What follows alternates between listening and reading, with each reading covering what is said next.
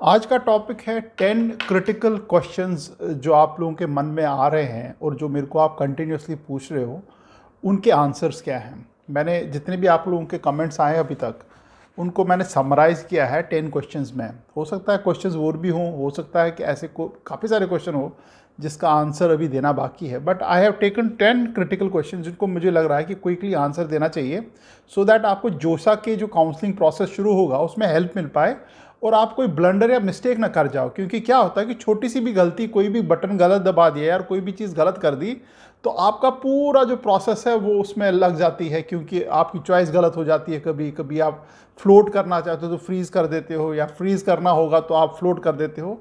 छोटी छोटी गलतियां हैं या छोटी छोटी अंडरस्टैंडिंग के कारण वो पूरा प्रोसेस आपका ख़राब हो सकता है, बर्बाद हो सकता है। So that is a reason उनको मैंने समराइज़ किया 10 क्वेश्चंस में। हो सकता है आप लोगों के मन में कुछ और भी क्वेश्चंस हो, तो आप प्रोसेस रिलेटेड जितने भी क्वेश्चंस आप क्विकली पूछ लो। मे बी नेक्स्ट 3-4 डेज में I will also have one more video जिसमें और क्वेश्चंस को आंसर करने की कोशिश करूंगा मैं। हालांकि इन क्वेश्चंस के आंसर आपके जो इंफॉर्मेशन ब्रोशर है उसमें भी है, बट कभी कभी क्या होता है कि कुछ समझ नहीं आता तो आप मेरे को पूछ सकते हो वो क्वेश्चन, उसमें कोई ऐसी दिक्कत नहीं है। चैनल को सब्सक्राइब ज़रूर करना क्योंकि आने वाले वीडियो सारे ऐसे ही आ रहे हैं, सो दैट आप लोगों को काउंसलिंग में हेल्प मिले। पीछे जितने भी वीडियोज़ आए हैं उनको भी एक बार देख लो 5-10 मिनट निकाल के, कोई ऐसा इशू नहीं है। और ये वीडियो तो डेफिनेटली पूरा ही देखना, क्योंकि मैंने जितने भी 10 क्वेश्चन के आंसर इसमें बोलूँगा, हो सकता है कहीं ना कहीं आपको भी वो हिट कर जाए या आपके मन में भी ऐसा ही कोई क्वेश्चन है।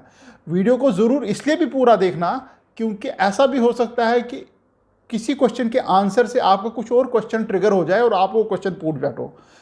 प्रोसेस में कोई गलती ना हो, इसलिए भी ये वीडियो पूरा देखना। तो वीडियो को पूरा देखना है, 10-1 मिनट का वीडियो है, मतलब आधा अधूरा काम मत करना कि 3-4 मिनट देख के उसको छोड़ दिया। पूरा वीडियो देखना और सब्सक्राइब जरूर करना, इसके फ़ायदा ही फ़ायदा है। सो जितने भी क्वेश्चंस आए थे उनको मैंने कैटेगराइज किया 10 क्वेश्चंस में। तो पहला जो क्वेश्चन है जोसा का काउंसलिंग के बारे में है, उसमें है what will happen if there are multiple candidates with the same rank seeking admission to the same academic programme. अगर मान लीजिए 2-3 ऐसे बच्चे हैं जिनका सेम रैंक है और एकेडमिक प्रोग्राम भी सेम कर रहे हैं, या मान लीजिए NIT त्रिची में सब तीनों ने या चारों ने कंप्यूटर साइंस दे रखी, तब क्या होगा?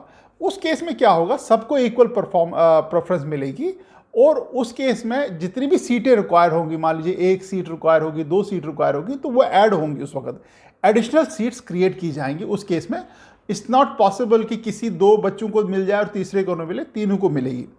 क्वेश्चन नंबर 2 है, सारे क्वेश्चन एक एक करके मैं बोल रहा हूँ, 10 क्वेश्चन है, सबको सुनना है एक एक बारी करके। Will I have to pay any fee for JoSAA registration and filling of my choices? अगर मैं जोसा में रजिस्टर कर रहा हूँ और चॉइस फिल कर रहा हूँ, मेरे को कुछ पैसा देना है क्या? नहीं, it's a free of cost, और पैसे आप ऑलरेडी दे चुके हो। इसमें कोई फ़ी आपकी कहीं पे भी नहीं लगेगी।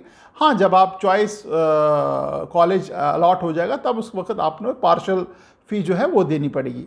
क्वेश्चन नंबर 3 है, I logged my choices, but now I would like to make further choices to my choice list. Is that allowed? If yes, how can I exercise the option? कि मैंने चॉइस को lock कर दिया। जो ही आपको choices बनानी होती हैं तो बच्चा पूछ रहा है कि मैंने वो लॉक कर दी हैं, बट अब मेरे को ध्यान आया यार मेरे को कुछ और भी भरनी थी यार, मेरी चॉइस थोड़ी बहुत गड़बड़ हुई, क्या मैं इसको चेंज कर सकता हूँ? द आंसर इज कर सकते हो। आपको जो उनको जो मेल डालनी पड़ेगी इनको, जोसा में आपके जो इन्फॉर्मेशन ब्रोशर में तरीका बताया कैसे करना है, बिफोर द डेडलाइन। अगर आपकी जो डेडलाइन ऑफ चॉइस फिलिंग है ख़त्म हो चुकी है, उसके बाद नहीं हो पाएगा, बट बिफोर दैट अगर आपको रियलाइज़ होता है और अभी 1-2 दिन बाकी बचे हैं, तो अब आप रिक्वेस्ट डाल सकते हो उनको और दे विल डू अनलॉक करके आप कर सकते हो उस वक्त। तो एक बार इन्फॉर्मेशन ब्रोशर में वो लिखा हुआ पॉइंट, उसको पूरी डिटेल में पढ़ लोगे। अगर आपको नहीं समझ आ रहा मेरे को दोबारा से पूछ लो ना। क्वेश्चन नंबर 4 है, I've saved my last filled choice but I forgot to lock them. मैंने सेव कर ली है, मैंने चॉइसेस भर ली हैं, बट मैंने उसको लॉक नहीं किया, मतलब वो डेडलाइन भी चली गई। तो क्या होगा इस केस में? क्या होगा, जो भी आपकी लास्ट सेव्ड चॉइसेस हैं, जो भी आपने लास्ट सेव्ड इंफॉर्मेशन डाली है, वो ऑटोमेटिकली लॉक हो जाएगी जब डेडलाइन खत्म हो जाएगी, यानी कि चॉइस फिलिंग की बात कर रहा हूं मैं। क्वेश्चन नंबर 5 है, do I get enough time to fill the choices? इसका आंसर मेरे पास ये है कि नहीं। क्योंकि आपके पास सिर्फ 3-4-5 दिन ही होंगे चॉइस फिल करने के लिए, और आपको लगता है शायद 3-4 दिन में तो बहुत हो जाएगा, बहुत काम हो जाएगा। ऐसा नहीं है। आपको अभी से चॉइस क्या क्या होनी चाहिए, तैयारी होनी चाहिए। उस वक्त जो 3-4 दिन आपके पास बचे हैं उसमें आपको फिलिंग में टाइम लगेगा, ये कॉलेज ऊपर, ये कॉलेज नीचे, ऐसे करके ऊपर नीचे करने में काफ़ी टाइम लग जाएगा। उसकी तैयारी आप अभी से शुरू कर दो, जितना भी टाइम बचा तैयारी शुरू कर दो। जिस दिन वो रजिस्ट्रेशन ओपन होगा, चॉइस फिलिंग ओपन होगा, उस वक्त क्विकली आप कर सकते हो। अब इसका चॉइस फिलिंग में भी ये भी है कि जहाँ पे आपका रैंक है, मान लीजिए आपका 10,000 रैंक है, तो आपको ऐसा नहीं है कि जो मतलब 100 रैंक पे कॉलेज मिल रहे हैं, 200 रैंक पे कॉलेज मिल रहे हैं, उसमें ज़्यादा माथापच्ची करनी है, वो तो नहीं मिलेंगे। टू बी वेरी प्रैक्टिकल, आपको जो 5,000 से 15,000 की रैंक वाले कॉलेज हैं वही मिलेंगे। सो वो जो गैप है, उस जो गैप में जितने भी कॉलेज, उस पर मेहनत करो, वो मिलेंगे। बट दैट डजंट मीन कि आप चॉइस जो टॉप रैंक कॉलेज हैं या टॉप रैंक ये ब्रांच है उसको नहीं भरोगे, भरो सारा, बट मेहनत वहाँ पे ज़्यादा करना। Number 6 is what steps do I have to take in case I have been allotted a seat. अगर मेरे को सीट अलॉट होती है किसी भी राउंड में, तो मैं क्या कौन से स्टेप लूँ? इसमें 3 स्टेप हैं। पहला है एक्सेप्टेंस ऑफ द सीट, दूसरा है अपलोडिंग द डॉक्यूमेंट, मतलब आप सीट को एक्सेप्ट करोगे, हाँ जी सीट मेरे को मंजूर है, डॉक्यूमेंट्स अपलोड करोगे, और पेमेंट ऑफ सीट एक्सेप्टेंस फ़ी जो होगी वो आप पे करोगे। उसके बाद आप उसको शायद फ्रीज़ करना चाहते हो कि हाँ यार यही कॉलेज चाहिए था, यही ब्रांच चाहिए थी, तो मैं इसको फ्रीज़ करूँगा। अगर आपको लगता है यार फर्दर मेरे राउंड्स हैं, उसमें शायद मेरे को बेटर कॉलेज मिलेगा मेरी चॉइस के हिसाब से जो मैंने दिया हुआ है, तो आप फ्लोट करोगे। और अगर आपको लगता है यार ये मेरे को कॉलेज तो यही चाहिए था बट ब्रांच थोड़ी सी बेटर मिल जाए मेरी चॉइस के हिसाब से, तब आप उसको आप स्लाइड करोगे। तो ये तीनों ऑप्शन का मैंने वीडियो भी बना रखा है, तो वो वीडियो भी आप ज़रूर देख लेना, छोटा सा वीडियो है वो। नंबर 7 जो है, can I go back to the seat allotted to me in the previous round. यानी कि बच्चा बोल रहा है कि मेरा इस राउंड में आ गया हूँ, नेक्स्ट राउंड में आ गया हूँ, वहाँ पे मेरे को कॉलेज अलॉट हो चुका है, क्या मैं पुराने वाले जो मान लीजिए 5th राउंड में उसको एक कॉलेज अलॉट हुआ है और 4th में भी अलॉट हुआ था जहाँ पे उसने फ्लोट कर दिया, तो वो क्या 4th राउंड में जो कॉलेज अलॉट हुआ था क्या वो वापस ले सकता है? द आंसर इज़ नो, क्योंकि वो कॉलेज किसी और को अलॉट हो चुका होगा उस राउंड 5th राउंड में। जो 4th राउंड में आपको कॉलेज मिला वो आपके हाथ से निकल गया the moment you press float या स्लाइड, और आपको नया कॉलेज अलॉट हुआ, तो वो कॉलेज आपके हाथ से चला गया। नंबर 8 है, I have not yet paid my fee for an allocated seat. मैंने फ़ी एलोकेटेड सीट के लिए नहीं पे की है। What does it mean?